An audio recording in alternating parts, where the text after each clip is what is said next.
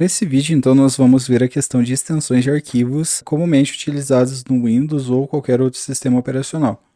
Só que assim, depende também da questão de como que você vai utilizar e quais são os softwares derivados aí para gerar esse tipo de extensão.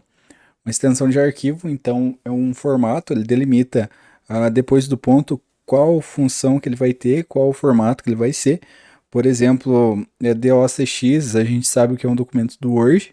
Cada tipo de extensão de arquivo que a gente conhece, ele define certinho para onde que vai ser e qual que vai ser a função dele. Por exemplo, a gente tem uma música, tem lá track.mp3. Então eu sei que MP3 é um arquivo de áudio compactado. Então ele é de menor qualidade, porque a maior qualidade é o Wave, né, WAV. E cada um desses elementos aqui você consegue diferenciar, né, utilizando essas informações. Então assim, nessa aula eu deixei aqui salvo, né, você pode acessar certinho por aí o site do suporte da Microsoft. Então tem bastante coisa legal sobre as extensões e nomes de arquivos comuns no Windows, mas não só no Windows, você pode utilizar em qualquer outro sistema operacional da sua preferência, mas só que assim, nessa questão aqui é muito importante, por quê? Essa questão de você ter uma tabela maior com o tipo de extensão é muito importante. Ele tem até a caixa de seleção aqui do item, a gente vai aprender como que funciona, mas ele marca uma questão muito importante que são os formatos mais comuns de acontecerem no Windows. Por exemplo, arquivos de áudio do Windows, só que esse aqui é do Windows mesmo, AAC, ADT, ADTS. Isso daqui são coisas que dificilmente você vai utilizar. Por quê? A questão de áudio, ele já está mais aqui embaixo. Por exemplo, MP3, nós temos também de vídeo MPG4, que é o MP4, né? MPEG e por aí vai. E arquivos de áudio são diferentes um pouco também na questão de extensão. Nós temos o Wave, que a gente já viu, o ponto .ogg, nós temos também o MP3 e por aí vai. Então, só para a gente continuar um pouquinho mais, nós temos aqui o arquivo ilot do computador, que é o arquivo BAT, que você consegue também criar uma função específica para ele. O arquivo bin, que é um binário, um arquivo compactado binário. O bitmap, que é o BMP, que é dessa forma aqui, arquivo de imagem.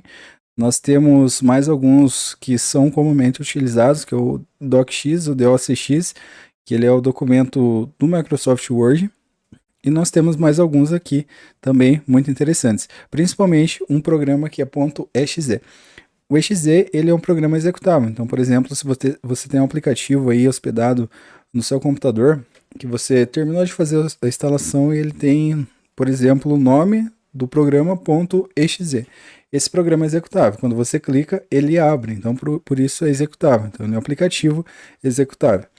Nós temos aqui o FLV, que é arquivo de vídeo compatível com Flash, o HTML, que é uma página de linguagem de marcação de hipertexto, que é diferente de linguagem de programação, e por aí vai. Você tem uma série de elementos por aqui. Então, só para relembrar, extensão ela delimita e define o tipo de arquivo. Esse tipo de arquivo, então, ele é identificado através de um ícone de qual programa que ele se dedica, então, que ele abre. Só que assim, deve ter um programa especialmente associado para esse arquivo.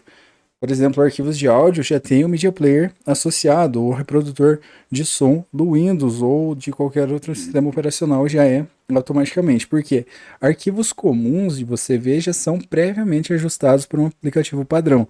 Só que assim, por exemplo, o PSD aqui do Photoshop, ele já é dessa forma, só que se eu tiver o PSD e não tiver o Photoshop, ele não vai abrir. Então ele vai abrir em outro programa depois que eu instalar.